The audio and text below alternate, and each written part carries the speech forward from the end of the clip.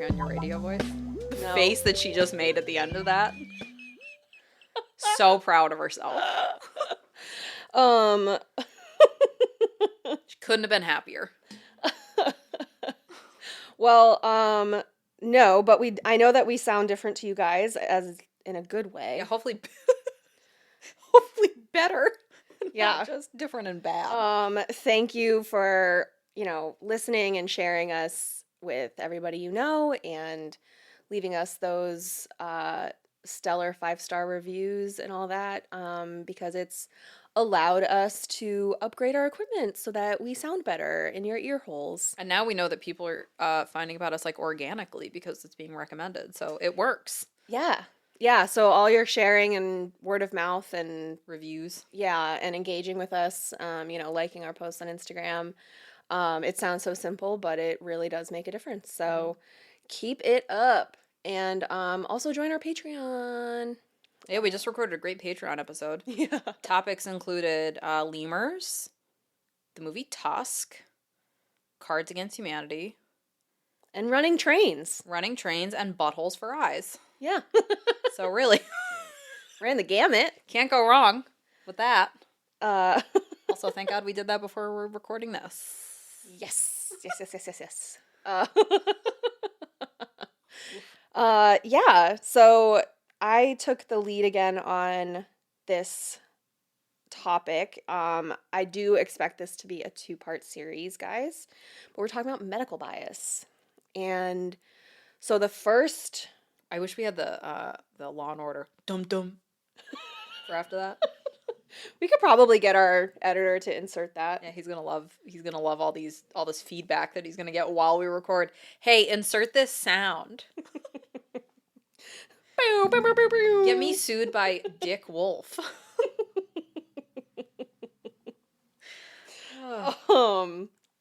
Yeah, so we're talking about medical bias.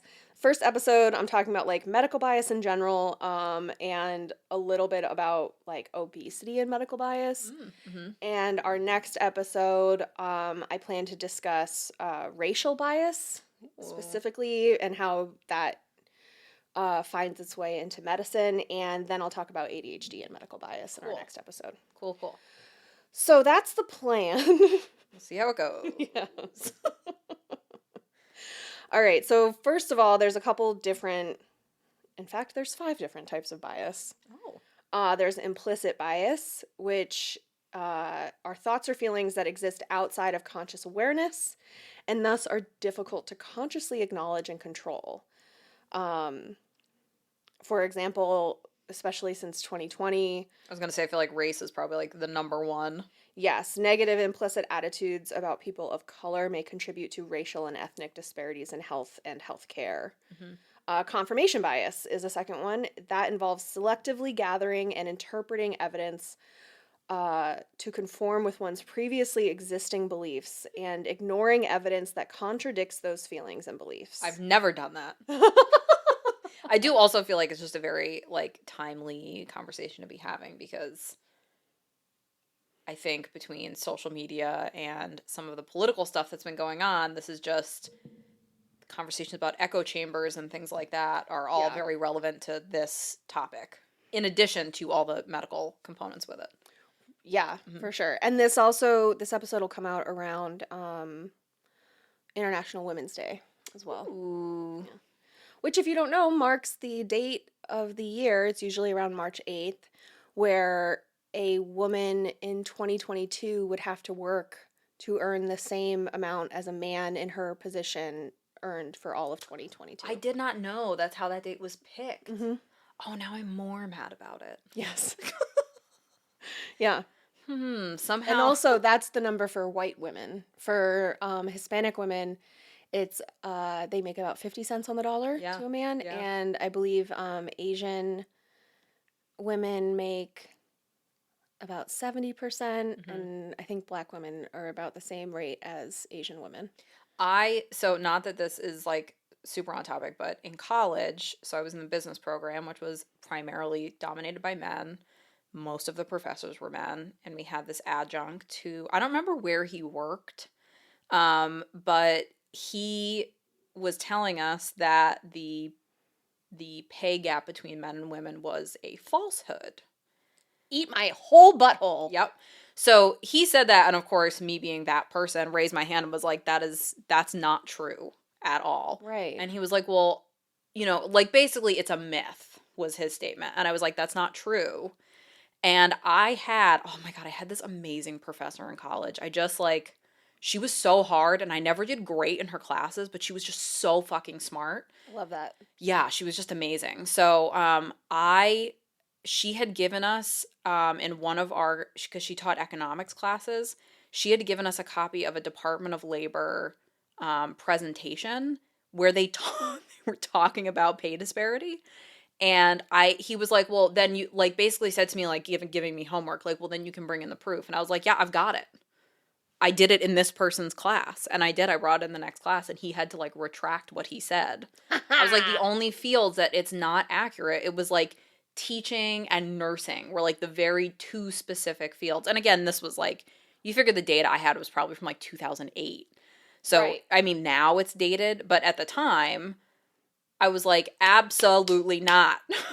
Well, and that's still accurate. And the only two professions where that doesn't apply are professions that are female-dominated. Right. And professions where men are kind of shamed. No, I might be wrong. Those. It might have been teaching and, like house cleaning or something like, yeah, like Katie just rolled her eyes. Oh my God. Yeah, it was something like that, or like domestic work, some bullshit.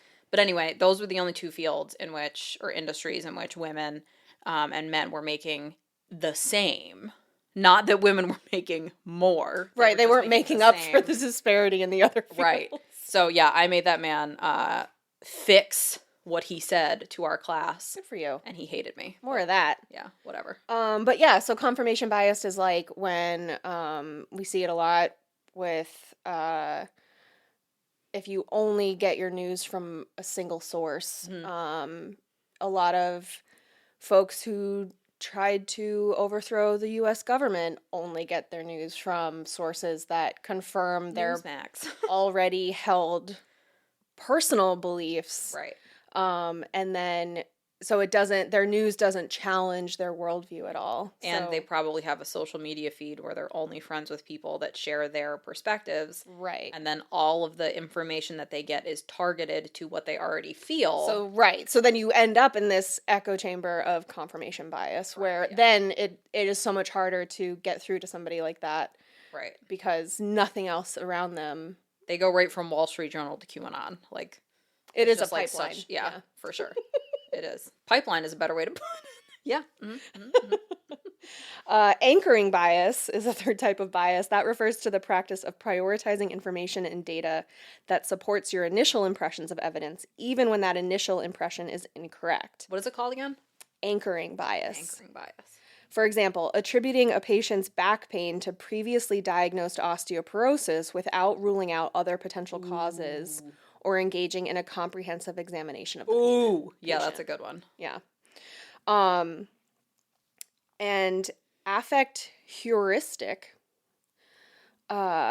describes when a physician's actions are swayed by emotional reactions instead of rational deliberation about risks and benefits. It's context or patient-specific and can come up when a clinician experiences positive or negative feelings towards a patient based on prior experiences with that patient specifically, or with a group that patient belongs to. Right. I'm just going to be mad this whole episode. Mm-hmm. Both episodes. And then outcome bias refers to the practice of believing that clinical results, good or bad, are always attributable to prior decisions, even if the clinician has no valid reason to think this. I'm sorry. Preventing him from assimilating feedback to improve his performance. So a lot of that could be like the clinical results are because the patient is obese, right? Not because there's something else going on, right, that could be causing that. If your cholesterol was high and your doctor accused you of lying about what you were eating, right? Yeah, for example.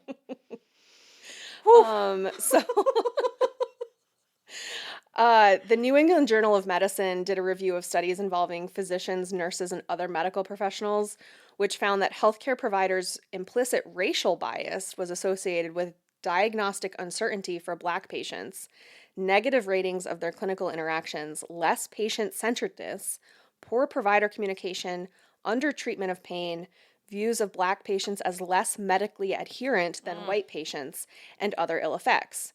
One study found that those biases are learned and then reinforced by cultural exposure and interactions, finding 48.7% of U.S. medical students reported having been exposed to negative comments about Black patients by attending or resident physicians. What percentage? 48.7%. Jesus Christ. And those students demonstrated significantly greater implicit racial bias in year 4 than they had in year 1. That's extreme. That's a short period of time. Mm-hmm. Oh, okay. So that just demonstrates that the intensity of medical biases, whether based on race, sexual orientation, gender identity, or immigration status, or religion, is often learned from older medical professionals. Yeah, because it's like if you didn't have it coming in, you're certainly going to have it when you leave. Right, who are literally teaching new doctors and nurses how to provide care to patients. Yeah. How to provide biased care to patients. Right. Gender bias in healthcare is a global problem that's been recognized by the WHO and has significant negative effects on medical diagnosis and quality of healthcare women receive across the globe, leading to substantial delays in diagnosis, and which can also cause misdiagnosis and death. And just to be clear, when I say women, I do mean AFAB individuals, since globally, I think a lot of trans folks struggle for visibility in every in the US, but context. We'll kind of get into it, but basically, like, globally speaking, your genitals determine your healthcare quality. Yeah. And so when I'm saying women, I just mean people who have female genitals, regardless of how they identify, because that's how, more often than not, medicine identifies those people. Gender differences are innately woven into human history and therefore into medical history. Medicine has absorbed and enforced socially constructed gender divisions throughout time. So, like, for example, in the Christian Bible, and I believe it's also in the Torah, in the Old Testament of the Christian Bible, there's like a rule that after you give birth, a woman has to wait a certain amount of time before she's considered clean again to go into the temple. It's 40 days if you have a male child and 60 days if you have a female child. So you're actually less clean if you have a female and give birth to a female. So, like, and realistically, like, if you look at the reason for it, in ancient Judaism, women just wouldn't go to temple if they were on their period.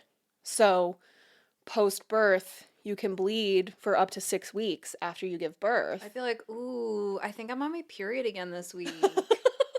I have a really short cycle. And the reason for that, though, was also because they would clean themselves before they went into the temple. So you don't want somebody in this communal bath who's just free bleeding, because they didn't have tampons or Diva cups back then. What if you wanted to go in and pull out your lambskin and tampon and throw it at somebody? Hypothetically. I'm sorry, go ahead. I'm just going to be disruptive this whole episode. Oh my God. Unrelated, but still somehow related, guys. We have an LLC that we formed for this podcast, and I had to veto Garet's first suggestion for the name of that LLC. And when I said it, I was serious. Yeah. It was a serious recommendation. And what have we learned since then, though? It's, like Katie was right. It stemmed from a joke that we made about how we were mad at men, so we were going to throw used tampons at them. Lambskin tampons. We were going to call it ragtag, and I thought that was great. So that's what I would do to get out of going to You would play ragtag. temple. Yeah. Church. But Start so there throwing was like a hygiene reason for that rule, but the fact that that rule changed based on the sex of the baby that you gave birth to just indicates that there was having a female baby made you less clean than having a male baby, basically. So anyway, so I mean, and the Torah goes back 5,000 years, so it's a really long time. And so the historical divisions in medicine and society have traditionally ascribed power and dominance to men. Women are historically subordinated in politics, wealth, education, and modern scientific medicine has evolved as a profession and institution in these exact conditions. So male dominance and the perceived superiority of the male body was cemented into the very foundation of medicine as far back as ancient Greece.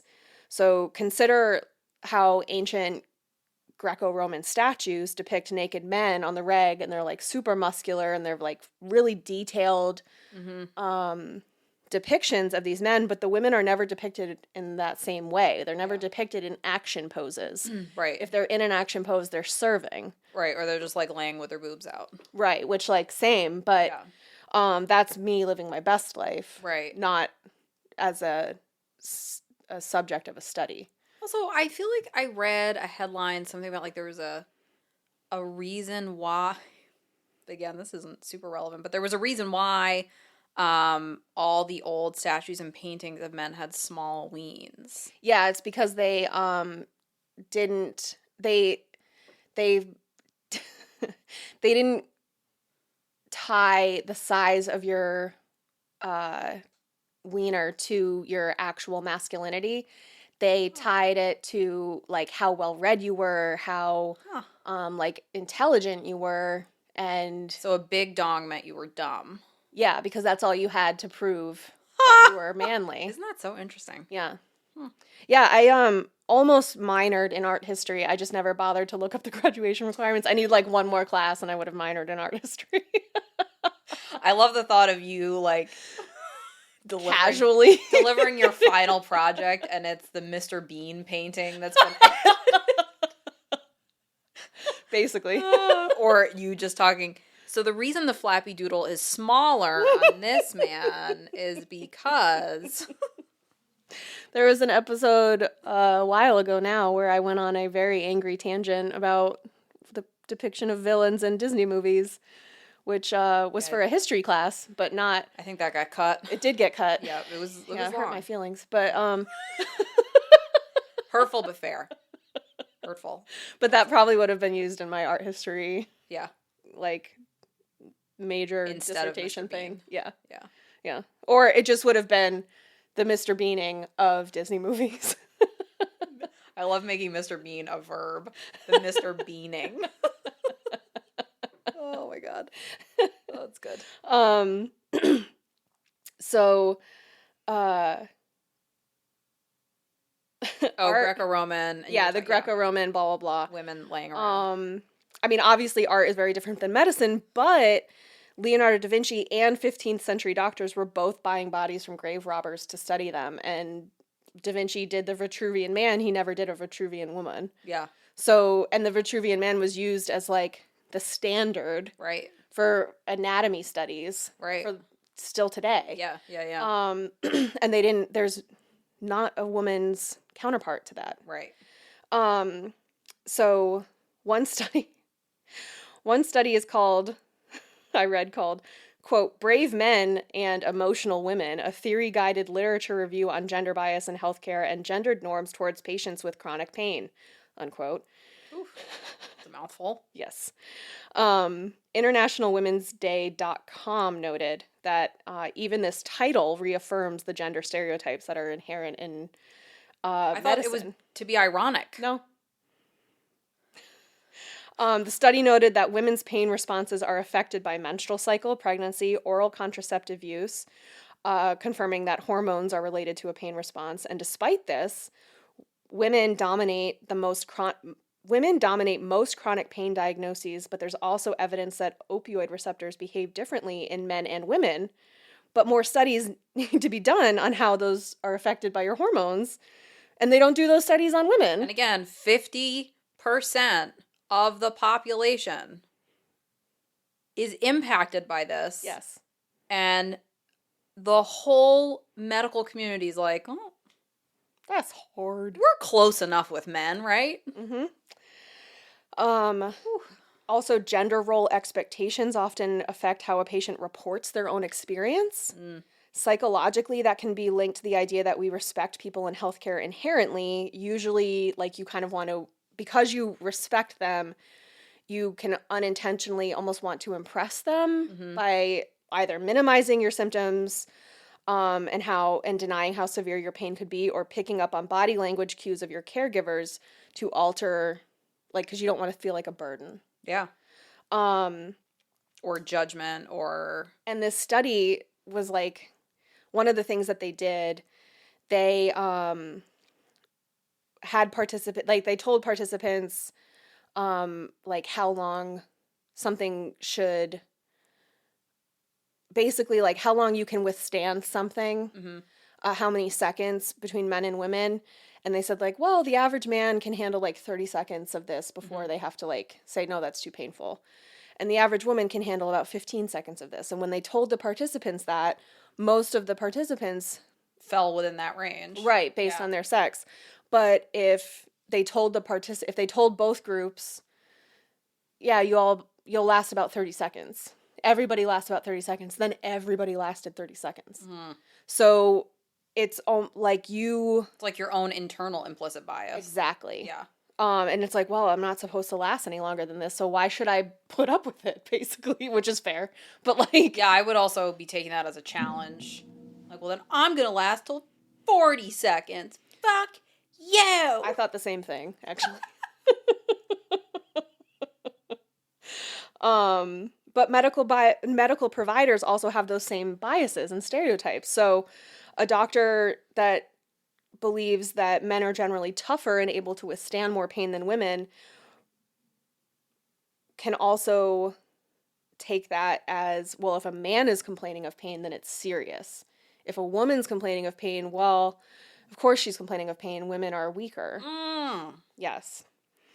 And I wrote in here, as Garet knows, this can also make it extremely easy to dismiss a woman's complaints of pain or discomfort.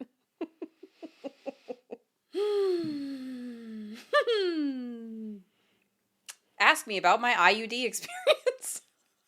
You want to tell me about your IUD experience? Oh, I was, like, saying that as a joke. But yeah, it's like, you like, so in my experience, anytime I had to go in for, I mean, we're all about oversharing. So I had We already did 4 episodes on hormones. That's true. I had a period of time where I was testing positive for HPV, which was, like, super common. And anybody that's had HPV at any point knows you can, like, randomly test positive and then randomly test negative for a few years and then test positive again. So I was seeing a provider who, this is the same provider who told me immediately without a single thought that I did not have polycystic ovarian. Also told me that if I tested positive for HPV, I then had to come in every 6 months for what they called an invasive pap smear, which I don't know. I'm assuming some of our listeners have had colposcopies. I've had one, as has Katie, and had vastly different experiences because Katie's providers told her ways to cope and avoid extra discomfort. Yeah, how to cope with the copo. Yep. Mine turned basically every pap smear into a colposcopy, where they would use the pap smear to scrape the surface of my cervix every 6 months. So I then went to a different provider at some point and started explaining this and kind of got, like, narrowed eyes for a second. And she paused before saying anything to me, and she said, "That's not a standard of care that I'm familiar with." And then we moved on. I also had, IUDs, and before any of those types of procedures, I would ask about the discomfort level and be told, some people experience mild cramping. You can take an Advil before you come in. Let me tell you, an Advil isn't going to do shit There was a TikTok video I saw of I believe it was a gynecologist demonstrating on I was gonna say a dummy, but like an anatomy replica of a cervix, which is bigger than I thought it was. I don't know why I thought it was Yeah. like the size of a Cheerio. I guess it's bigger than that. This whole time I thought it was itty bitty. It's not. Of all the things, I was not expecting Katie to say a Cheerio. I thought it was so small. Yeah. Oh, God. But it's good. not. It's Yeah. like the size of a quarter, but puffy. Yeah. And if you haven't seen one, guys. But yeah, there was a TikTok video of the provider demonstrating and showing the tools that they used, and they fucking pierce it Yeah. with this like Yeah, for the colposcopy. talon thing. No, to put in an IUD. Oh, okay. So when I had an IUD done, so let me put it this way. Okay. So I had polycystic ovarian, but my provider wouldn't acknowledge that I had polycystic ovarian. So he had told me that, like, at that point I was married. Really, the best way for like long-term birth control, because I didn't have any plans of getting pregnant anytime soon, was an IUD, and he recommended Mirena, which for anybody that's dealt with polycystic ovarian is a terrible combination. Yeah. With polycystic ovarian. So I get the pre-auth. My doctor's telling me it's a good idea. I go in for the Mirena, and they had told me to take a fucking Advil beforehand. Like an idiot. So I was offered, the nurse said, "Do you want to hold my hand?" And, I don't want to say like I have a high pain tolerance, but like I can handle discomfort. Yeah. And I kind of laughed and was like, "No, thank you." And then 2 seconds later was like gripping the ever-loving fuck out of her hand because I thought I was going to pass out. I did not watch a video on how IUDs were done until after I had it done, and was horrified because they were literally taking like forceps Yes. and like pulling open the cervix and forcing this object through. Yes. And then opening the little umbrella. It was like crazy to me. So they finished that and just left. Careful getting up. And left. So different than my colpo experience. And I sat up and thought, like, okay, not a big deal. Like, I survived. I'm through the worst part of it. I stood up and almost passed out alone in this room, like, bleeding. It was just like the most wild. And then you fast forward like 6 months, I've had this thing, and I'm getting cystic acne that I've never had before. I'm getting male pattern hair growth. Like, I'm noticing like a change in my body hair. So I called and I was like, "Hey, I don't think this is a good fit for me." "Oh, that's okay. We'll do the Paragard, the copper one." "Okay. We can change them in the same appointment." Okay. So I go in and they swapped it in the same appointment. And I left and I spent the whole afternoon like with dry heaves on and off because it was just so painful afterwards. Yeah. And then had terrible side effects from the Paragard. So after a month, they made me come in for like a recheck to make sure it was seated properly. And I saw a different provider, and there was 2 things that blew my mind. The first thing is the first fucking thing she said to me, which I mentioned in our other episode, was, "Has anybody talked to you about polycystic ovarian?" And I almost screamed when she said it. Yeah. And I was like, "Yeah, I brought it up to this asshole 6 years ago, and he told me I was wrong." And then the other thing she told me was that the Paragard wasn't seated correctly, so I really didn't have any protection. And I just like stared at her like I was buffering, like I just couldn't. So I was like, "Can you just take it out?" And she was like, "Well, there's this other one that's better for poly." I was like, "Nope, take it out, and I'm going back on the pill, and I'm never doing this again, and I will never get another IUD." Which, don't get me wrong, like, it's definitely a good choice for some people. I'm not some people, and it's not a good choice for me, and was not worth getting, and overall was a bad experience. But it was bullshit that every time I went in for something like that, I was told I would have mild cramping. No, if I'm at the point where I have to hold somebody's hand and I'm in a cold sweat and I almost pass out after, somebody who's like not a huge baby, no, that's not acceptable. Oh, totally. I at one point refused to have another colposcopy unless they were willing to give me a local anesthetic because they wanted me to have another one. And I was like, well, then I'm going to need like lidocaine or something. There was only one provider in the whole practice who would do it and wasn't available. So I refused. I was like, this is weird. Yes. Because like, hey, this is a painful thing. And these men that are doing it, even the women that were doing it, aren't acknowledging that it's a painful thing. And it's shitty. Yeah. Because then it turns into like me being a baby.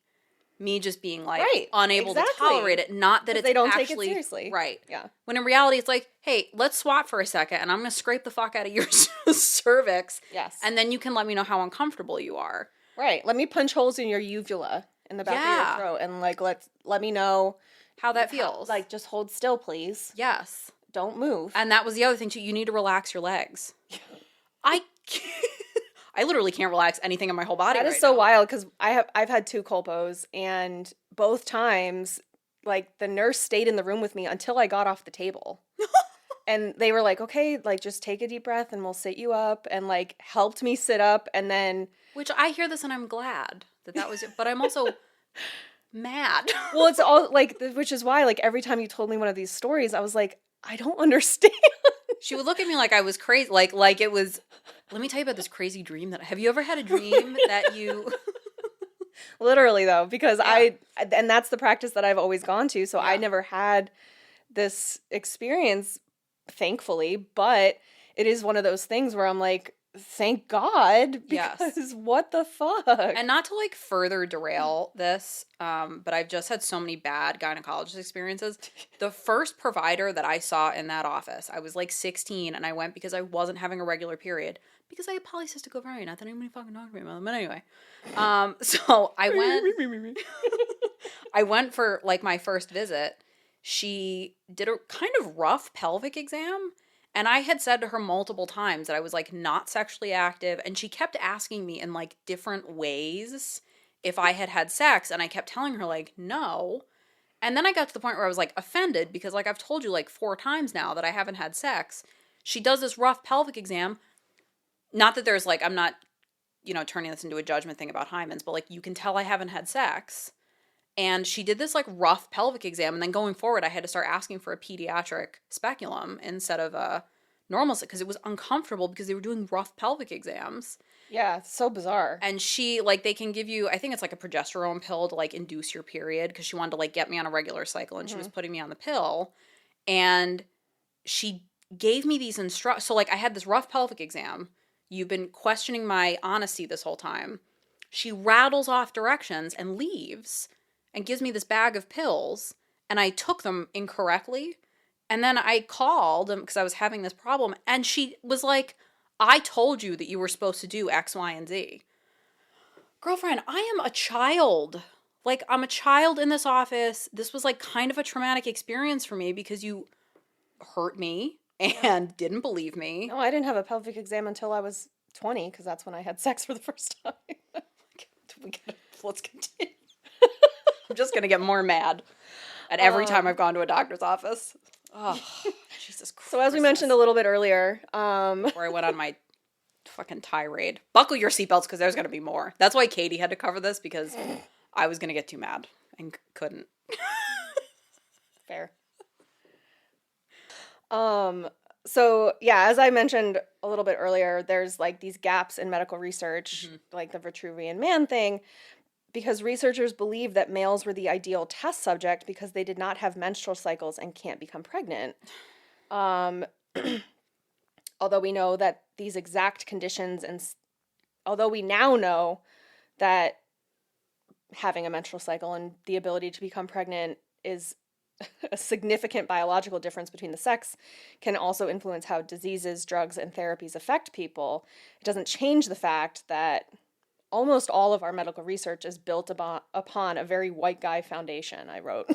Yeah, fair. Yep. Reasonable. This is often referred to as, quote, gender blindness, unquote, in studies, but when it comes to medicine, gender blindness, in my opinion, seems to be a reckless attempt at avoiding complications that 50% of the population has to deal with, even if the researchers are grossed out by tampons. And I feel like it's not blindness, it's blinders. Mm-hmm. Like, you're literally just pretending that half the people on the planet are the same as the other half, but then also acknowledging that they're completely different. Yeah. A great example of that, actually, of that blinder thing is, have you seen Hidden Figures? No, I haven't. This is the Oh, it's one really with the good. rocket, right? Mm-hmm. Yep. I have It's not. very good, but there's a scene where the main character, she gets pulled into like the NASA room to do math for them. Uh, it's Catherine.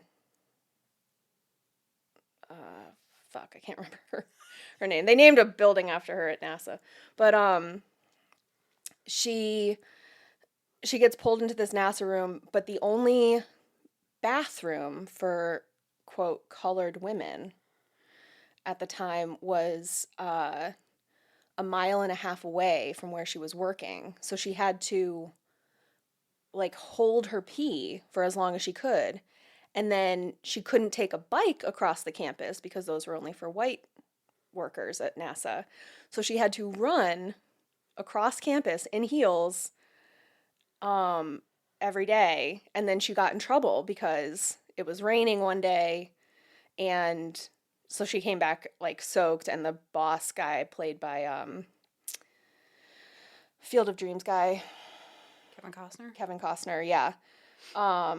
He's like, "Where do you go every day?" And she like had a meltdown and she was like, "Well, guess what? Like I can't just pee anywhere." So I like really wish that her meltdown involved your meltdowns where you tell somebody to eat your butthole.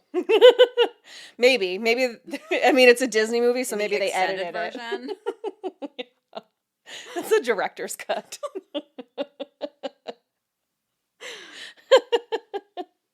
um but as a result of this uh blindness in medicine, this gender blindness, there's a lot of women who no longer trust medical professionals or medical organizations due to these negative experiences that they've had or that their family members have had, which then can lead to women avoiding necessary health screenings and care like regular pap smears, mammograms, things that are proven to reduce Death. death and complicated outcomes Yeah. and increase survivability with early screenings. Yes. Even like colonoscopies, people will avoid. My And blood pressure is higher when I go to the doctor, and I have to tell them every time. You can recheck it after I'm here for a while, but when I'm so anxious when I come in, even if I'm comfortable with the provider, because yeah, I've just had so many bad experiences, and I'm like, great, like, what are you gonna do this time? Tell me I'm lying, make me experience something that you're gonna tell me isn't painful that's painful. So it totally makes sense. yeah. And additionally, gender bias in healthcare can increase alienation and the lack of regular health screenings, which can also increase the risk of abuse, neglect, and death of women and girls around the world Yeah. who are in unsafe households. But to be clear, this is not limited to third world countries. This happens in America and the Western world every day. In 2022, 71,000 black girls went missing. And they So, label them as runaways instead of just investigating it, mhm. because everybody's trash. So, When I say everybody's trash, I mean men. Sorry. I'm sorry, men or whatever. I don't really. historically, women were described as the inverse of men and defined by their difference from the male form. Women had male genitalia turned inside out, according to Aristotle. I mean, I feel like he's not totally wrong because it is just kind of for Aristotle's time. Yeah, you're not Yeah, I wrong. mean, I feel like maybe at some point he just like poked his wiener in to see what would happen. He was like, "What if I just go? What if I just hold my breath for a really long time?" If anything, I feel like it would be that the men's is if it just fell out.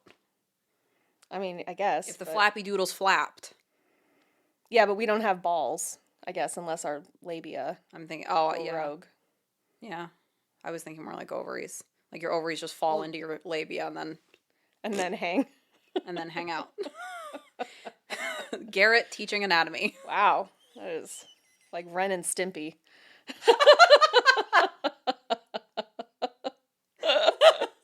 Oh my god. Yeah. Yes, you're welcome. The only recognized difference women possess that had no direct counterpart in the male form, in like Aristotle's time and whatever, was the uterus, and thus the study of women's biology centered around her ability to bear and raise children. So when you reduce your specialness to a single organ, it's easy to say that women have to be responsible for raising children because they have the organ that's needed to grow the child in the first place. And therefore, we have the history of the word hysteria, which was a term that was used over the course of centuries and is still used today to describe any sort of outburst or unexplained pain a woman may experience. Mm-hmm. Although I'm usually describing it as something that was really funny. Well, right, but that's... And even then I try not to use it because I associate it with that and it makes me mad. And that's like within, like, since 1950 that that's been the use of that word. That wasn't the use of the word before then. Right. It was a reason to have somebody committed if they were hysterical. Right, hysteria, yeah. And also, again, just note that not all women have a uterus, not all people with a uterus or people who menstruate are women, but historically, medicine has conflated biological sex with gender identity. Right. So, how does this all manifest with modern medical care? Women are more like... How you doing, Tony? Bad. End of sentence. Women are more likely to be offered minor tranquilizers and antidepressants than analgesic, aka actual painkiller medication, pain meds. Women are less likely to be referred to a specialist to further diagnostic investigations than men. Women's pain is much more likely to be seen as having an emotional or psychological cause, and therefore is imagined, instead of a bodily or biological cause. And women are predominantly sufferers of chronic diseases that begin with pain, but before the pain is taken seriously as a symptom of a possible disease, it first needs to be validated and believed by a medical professional. And that is the point where the medical bias really leads to negative patient outcomes. Right. Also, women are more likely, like, women live longer than men, but are more likely to become disabled than men.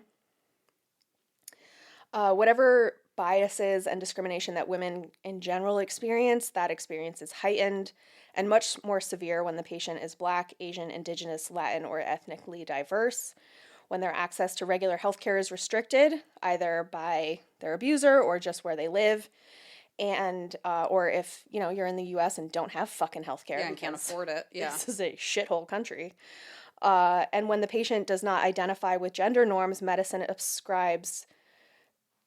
If a patient does not identify with the gender norms that medicine ascribes to biological womanhood. So non-binary folks or trans folks are often like doubly discriminated against and affected by negative medical bias. Women are still today, in 2023, excluded from clinical research on the grounds that female hormones fluctuate too much and upset the consistency of results. This means that medications... That's what we want to know about. Right, exactly. So you get it. This means that medications marketed to both sexes are not necessarily great for women to use or can result in more severe side effects for women because we are not included in the early stages of trials and researchers don't have the funding, ability, or interest in tweaking medications to properly treat each patient. This could be considered a commentary on the industrialized capitalist medical complex, but we're not going to scream about that too much today. Lies. Or else I'll end up with a tinfoil hat on, and this podcast will turn into something that Garet didn't sign up for. Or that Garet jumped into the driver's seat and drove it there because she's furious. But even, like, as a pregnant person trying to find information, like, okay, can I take this medication? Half the time it's, no, I don't know. And I asked my provider about it, and they were like, yeah, nobody wants to test anything on pregnant people, so they don't. You have a headache? Good luck. Yep. Something's wrong with you? Better wait until you're done nursing. And I understand, you know, the hesitancy. Yeah. And I don't know that I would want to volunteer to be pregnant and then be tested on. Right, and I think it falls under this umbrella of not wanting to test on. Like, I feel like if they were including women in this, there would be it would go with this different approach of, okay, let's find ways to do this where Correct. it's safe, or find ways to do it where it's like something we can actually duplicate or execute. Yeah, or if our baseline was including female hormone fluctuations right. for a monthly cycle in Right. our studies, then it wouldn't be as difficult to extrapolate that data to a Right. pregnancy. Or like, are there women who like they can give you an HCG dose? Like, can we do that to try and replicate certain things? So Yeah. yeah, I just feel like it falls under this like, we don't worry about that. Yeah. Silly. Yeah, exactly. So moving on to obesity and medical bias. This is a quicker section, so this will be rounding out our episode today. I read a paper that was published back in 2001. The opening line of this journal's article was, quote, "It has been said that obese persons are the last acceptable targets of discrimination," unquote. This article also noted that obesity is frequently viewed as a social liability in Western society rather than as a health condition or a differently shaped body. And that was in 2001. And if anybody's read the changes that the American Pediatric Association just made for obese children, Yes. you will scream. Yes. We'll talk about that at the end. Okay. Just note that obesity was classified as a disease in the U.S. In 2013. So this article came out in 2001. Yeah. But regarding medical bias, this article noted that 400 physicians were mailed anonymous questionnaires and asked to identify 5 diagnostic categories and social characteristics of patients to which they responded negatively. 1/3 of the sample listed obesity as one of those conditions, making it the 4th most commonly listed category, ranking behind only drug addiction, alcoholism, and mental illness. Why is mental illness included in that even? Well, maybe this will answer. Obesity was associated with poor hygiene, noncompliance, dishonesty, and hostility.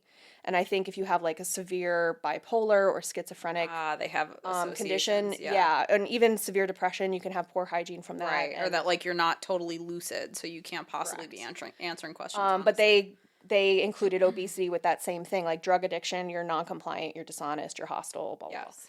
blah. Researchers who compiled the data from that questionnaire concluded the doctors surveyed exhibited overwhelming Protestant austere ethical values, which emphasize self-discipline, persistence in the face of adversity, and achievement, And pulling yourself up by your bootstraps.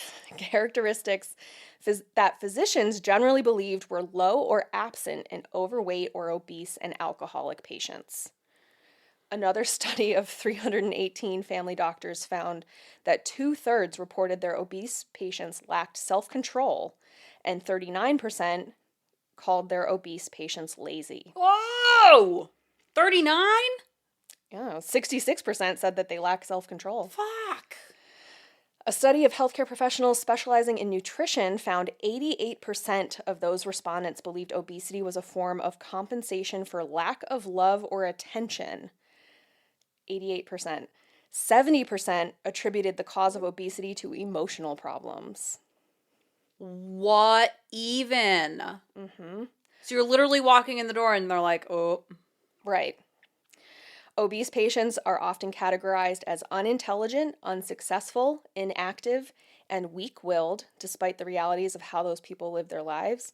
I'd like to point out that I am clinically obese and I am an attorney and successful and I am physically active. And suck my butthole! Yeah, and I'm prone to outbursts. The clinical definition. Maybe a little hostile. Hostility.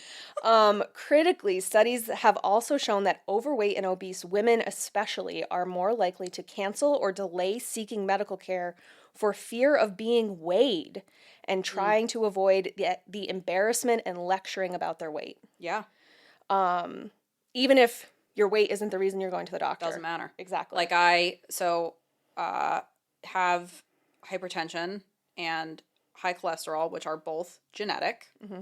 And even with lifestyle changes, not that weight is like, obviously we're having that conversation, but Yes. that's not like the be all and end all of Right. health.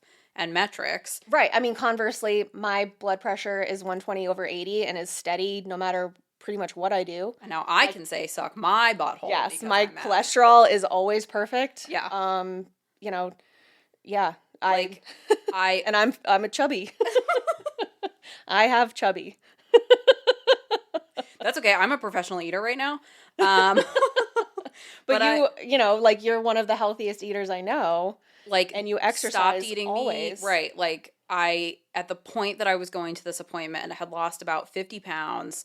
And, like, obviously had been seeing my primary the whole time. And, like, hey, you know, these things aren't changing despite all of these other lifestyle changes I've made. So clearly that's not the problem. Yeah. And not that they were still good changes to make.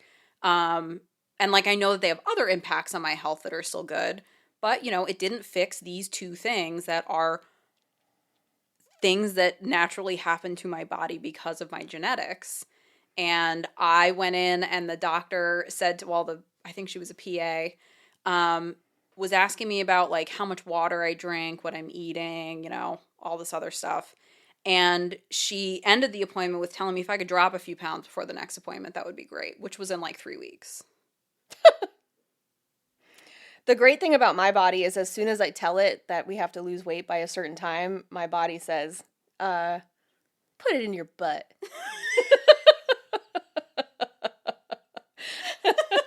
I love the thought of you talking to your body and your body saying that. Yeah. Absolutely. I hear what you say. I'm going to push back on that a little bit. Yeah, so it was just like... Just Will Forte. Put it in your butt. McGruber. Yeah.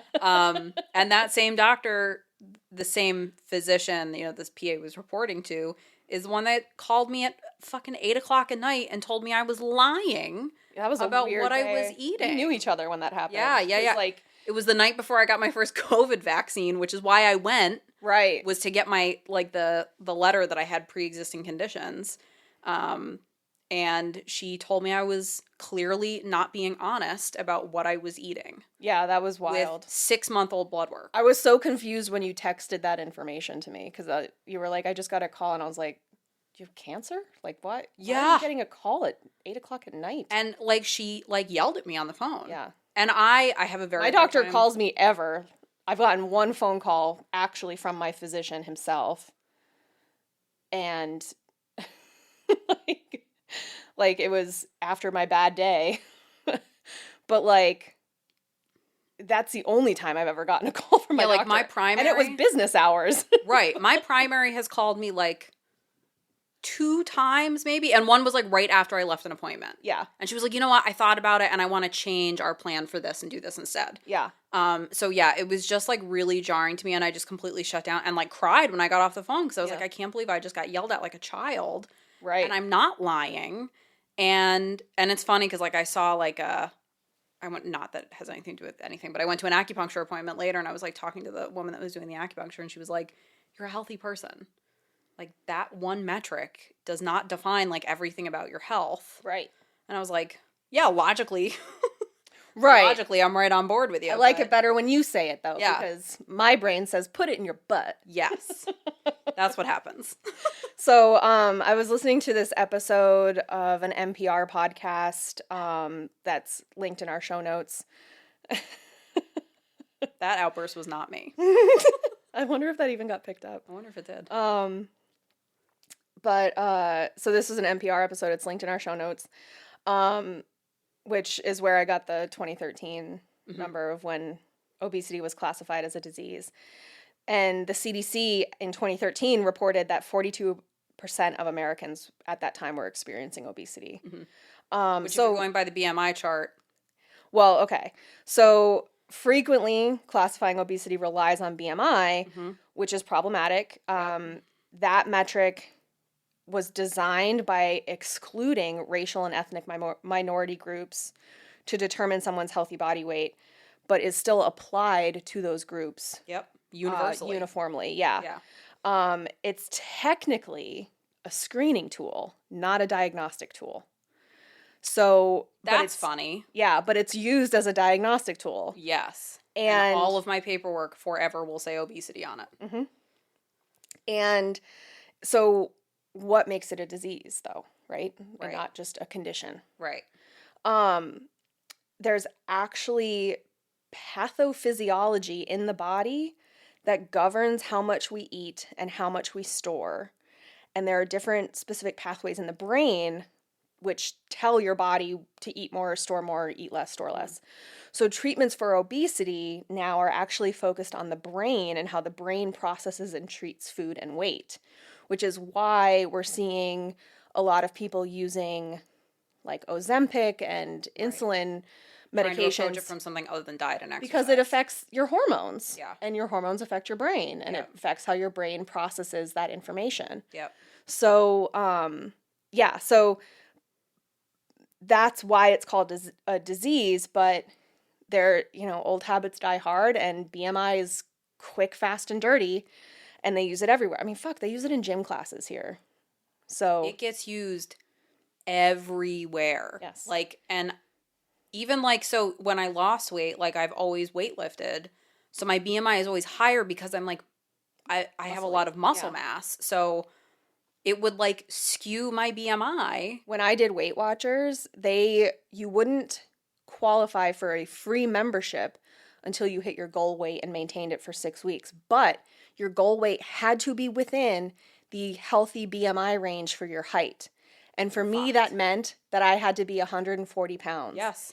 And at my lowest, I was at like 155 pounds. Yep. And let me tell you, there was not another 15 pounds on me to leave. Well, yeah. I Like, mean, there at my lowest was weight, there's nowhere else it could come from yeah. without me actually becoming emaciated. Yeah.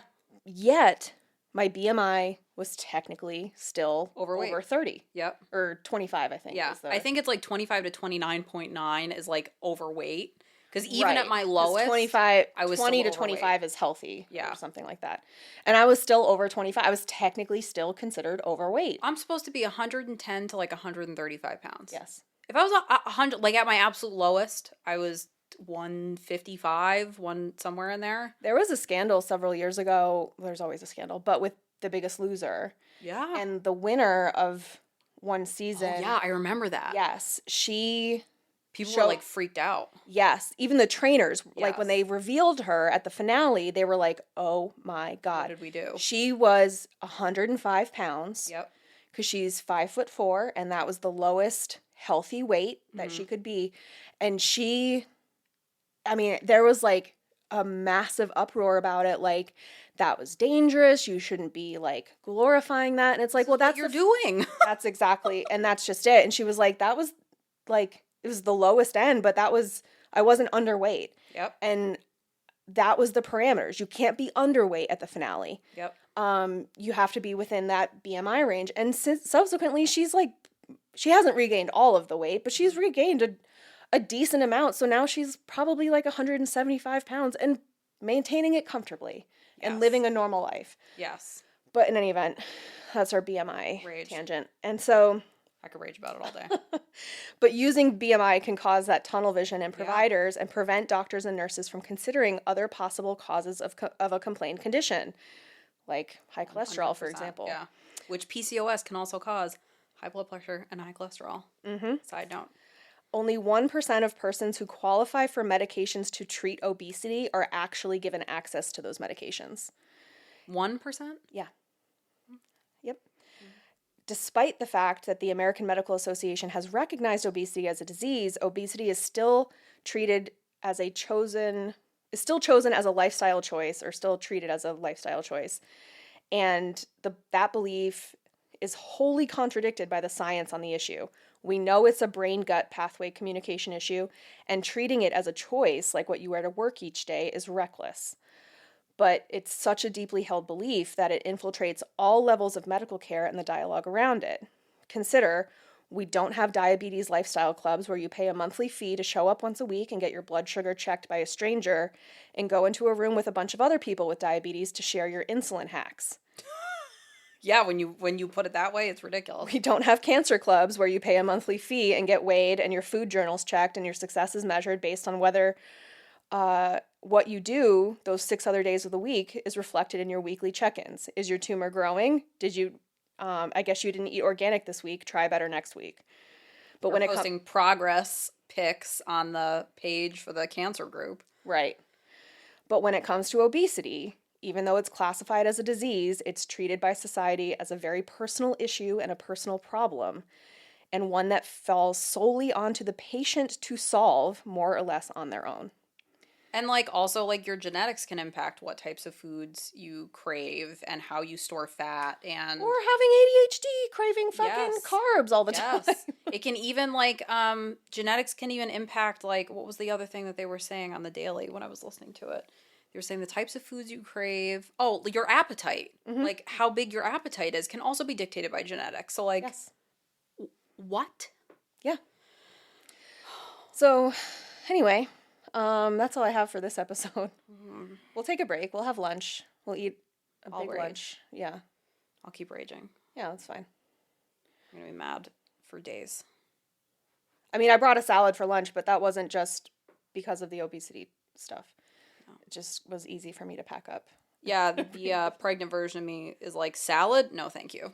I know. I normally love salad. I saw the leftover pasta in your fridge, and I was like, That actually wasn't mine last night. I had pizza. I did put salad on top of my pizza. Okay. Which was a trick to get myself to eat something that was a vegetable, but it worked. I put avocado on my salad to trick myself to eat the salad. So. Yes. If I just hide these little things in there. I took out mac and cheese for myself. Nice. Yeah. So we will continue this absolutely enraging conversation next week. Yes. With part 2 of Medical Bias and Rage, brought to you by Garet and Katie. Because I will keep screaming forever. And I'm sure next week I'll have more fun, traumatic medical stories to share. Probably.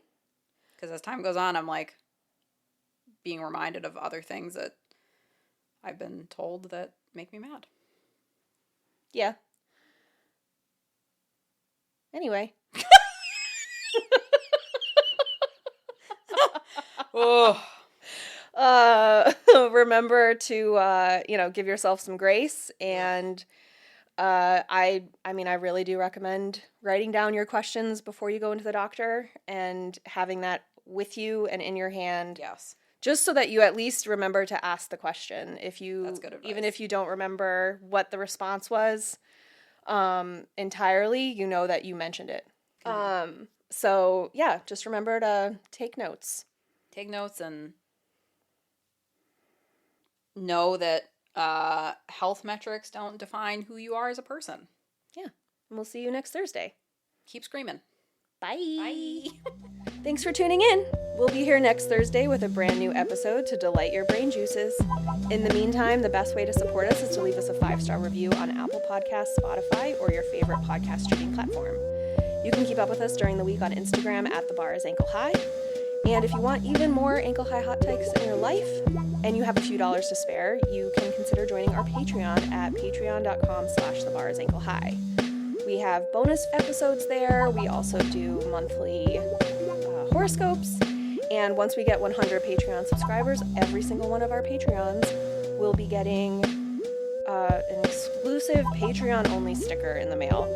And our Limbo Champion subscribers get ad-free episodes. So if you hate listening to ads, that's the one for you. In the meantime, remember to be kind to yourself, because the bar is ankle high.